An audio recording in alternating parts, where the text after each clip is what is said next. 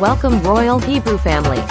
It's your sister Rayah. We will be looking at the possible route of the Queen of Sheba to the Solom'on, where she will request an audience with King Solomon.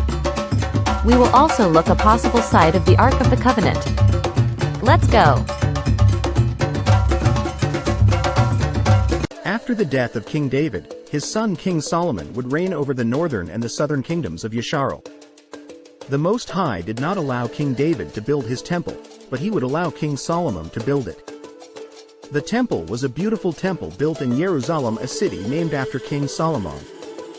He placed the Ark of the Covenant safely inside of the Holy of Holies of the temple. Inside of the Ark were the 2 tablets of the 10 Commandments of Yah written with his finger and given to Moshe to be a covenant with the people of Yashar'el. Moshe was not allowed to go into the promised land with the children of Yaakov, but Yeshua took them over into the land. Jasher 91-15 Yah gave to the children of Yashar'el the whole land of Canaan as he had sworn to their ancestors, and Yah gave them rest from those around them, and the children of Yashar'el dwelt securely in their cities. Blessed be Yah forever, Yamin and Yamin. Solomon was the second son of King David and Bathsheba. His name means peaceable. His alternative name was Yedidiah, meaning beloved of Yah. Even as a baby, Solomon was loved by YAHUAH.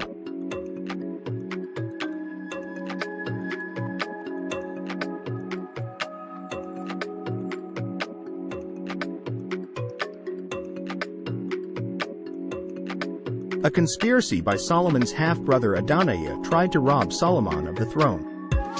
To take the kingship, Solomon had to smite Adonijah and Joab, King David's general. Once Solomon's kingship was firmly established, YAHUAH appeared to Solomon in a dream and promised him anything he asked.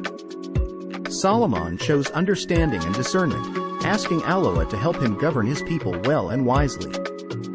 Yah was so pleased with the request that he granted it, along with great riches, honor, and longevity. 1 Kings 3:11-15.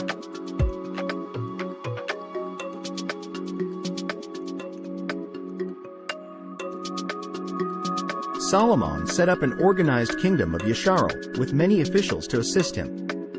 The country was divided into 12 major districts, with each district providing for the king's court during 1 month each year. The system was fair and just, distributing the tax burden evenly over the entire country.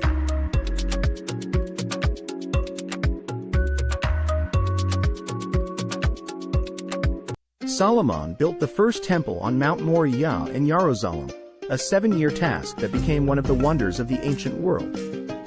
He also built a majestic palace, gardens, roads, and government buildings. He accumulated thousands of horses and chariots. After securing peace with his neighbors, he built up trade and became the wealthiest king of his time.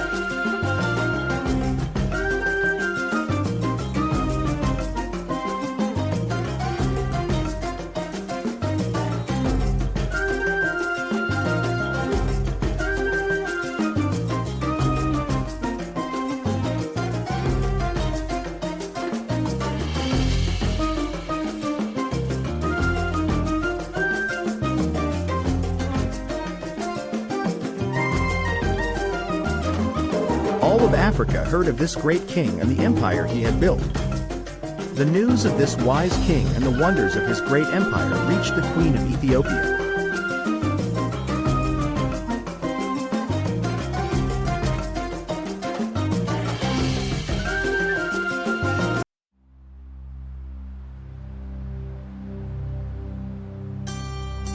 The Queen of Sheba wanted to meet this great king, so she gathered riches, camels, maidens, and set out to request an audience with the king.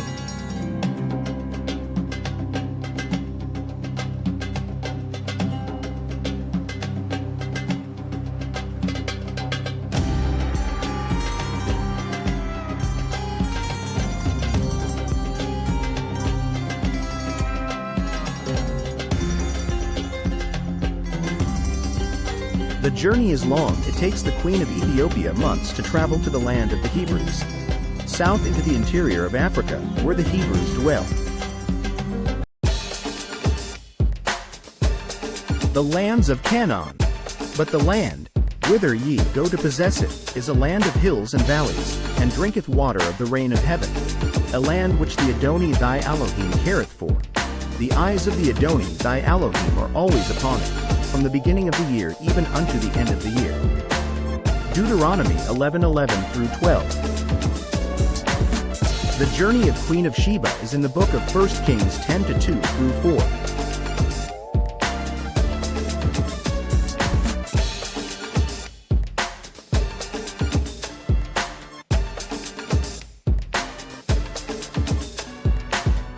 The reason I believe Yerusalem is in the southern part of Africa and not in Ethiopia is because, if the Queen of Sheba reigns in Ethiopia, then why would she need to travel for months to see King Solomon if his temple is right there in Ethiopia?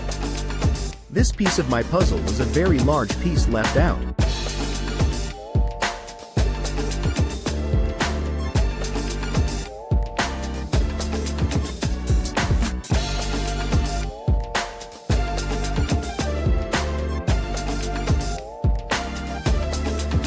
The Queen arrives.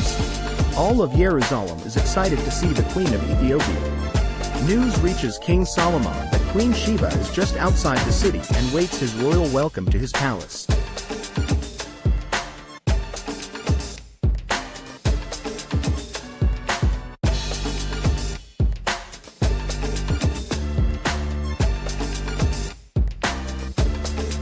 Dancers, singers, drummers and music ring throughout Jerusalem. News reaches the queen that King Solomon awaits her presence at the palace.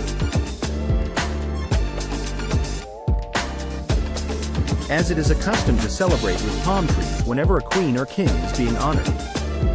This is a tradition that is still done in the Bantu traditions in Africa. I'm sure the palms were waving in the streets to greet the Queen of Ethiopia. The Queen of Sheba had heard King Solomon was a prolific writer, poet, and scientist, is credited with writing much of the Book of Proverbs, the Song of Solomon, the Book of Ecclesiastes, and 2 Psalms. 1 Kings 4:32 tells us he wrote 3,000 Proverbs and 1,005 Psalms.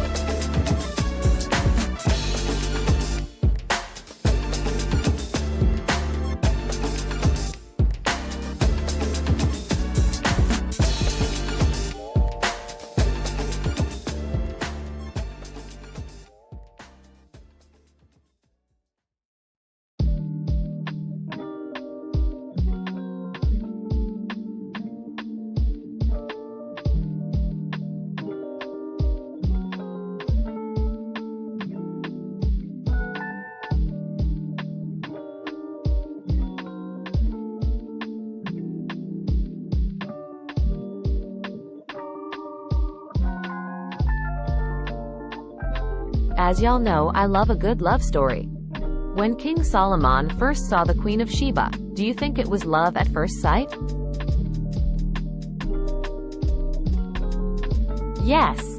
It was love at first sight. You can call me a romantic, but judging by the events that follow, I can safely say it was a yes, love at first sight.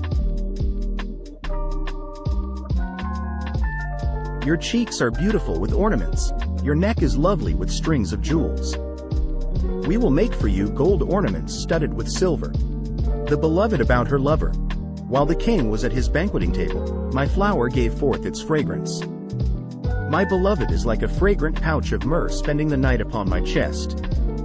My beloved is like a cluster of henna blossoms in the vineyards of En-Gedi. Song of Solomon 1:10-17. After seeing with her own eyes all that King Solomon had built in Jerusalem, and hearing his wisdom, the queen blessed the Elohah of Yisrael, saying, "The report was true that I heard in my own land of your words and of your wisdom, but I did not believe the reports until I came and my own eyes had seen it. And behold, the half was not told me. Your wisdom and prosperity surpassed the report that I heard." 1 Kings 10-6-7.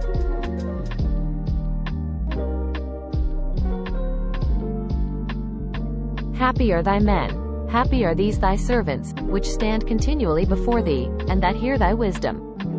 Blessed be YAHUAH Eloheka, which delighted in thee, to set thee on the throne of Yisrael, because Yah loved Yisrael forever, therefore made he thee king, to do judgment and justice. And she gave the king 120 talents of gold, and of spices, very great store, and precious stones. There came no more such abundance of spices as these which the Queen of Sheba gave to King Solomon.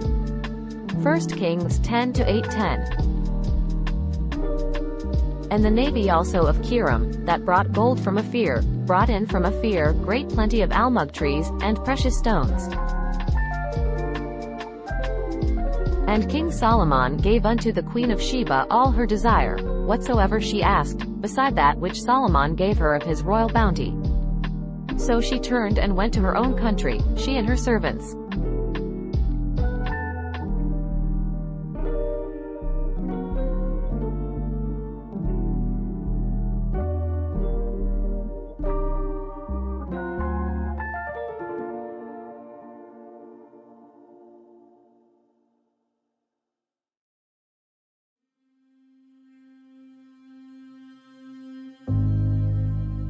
Side note. While I was searching through current maps of towns and cities of South Africa, I found Mount Horeb. What? Mount Horeb? No, that can't be the same one, right? Okay, moving on.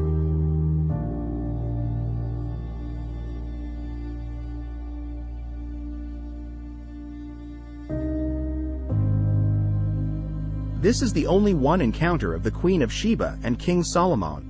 However, there may be more written of these lovebirds that have been lost or hidden.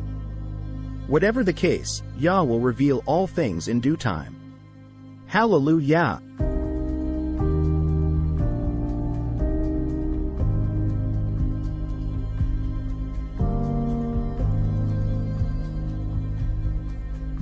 As it is written in the book of 1 Kings, the Queen of Ethiopia returns to her own country.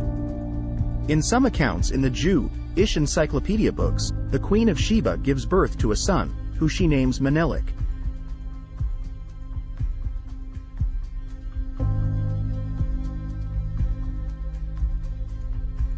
However, I've not been able to find this son in the sacred text written by the prophets. It could be in a lost book, so I won't throw the story of a son conceived by the Queen of Sheba and King Solomon completely out.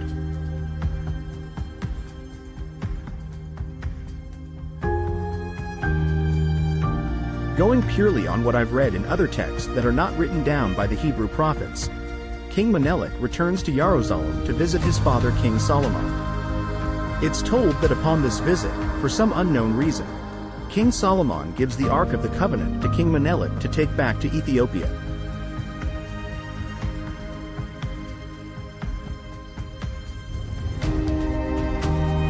But I don't believe this part of the story to be true.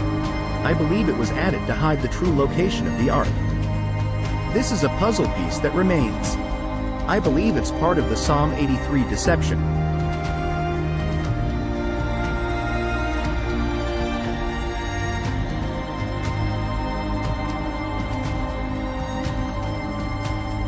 I believe the Ark is still in the land of the Hebrews. Yes, it's still there hidden away in one of the many valleys or mountains of the southern parts of Africa. Yes, it's still there awaiting the return of the children of YAHUAH. That's why they never named it.